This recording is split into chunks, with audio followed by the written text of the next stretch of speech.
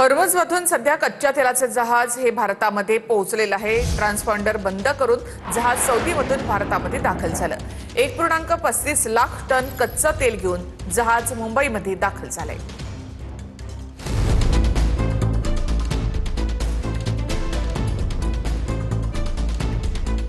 हॉर्मुझच्या सामुद्रधुनीमधून एकही जहाज जाऊ देणार नाही अशी धमकी इराणने दिली। तरीही शेनलॉंग नावाचं कच्च्या तेलाचे जहाज भारतामध्ये पोहोचले। शेनलॉंग जहाज लायबेरियाचा ध्वज घेऊन चालतं। हे जहाज एक ग्रीक कंपनी हाताळते।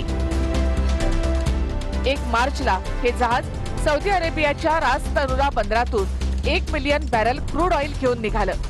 इराणच्या धमकीमुळे या जहाजाच्या कॅप्टनने ट्रान्सपॉन्डर बंद केला होता।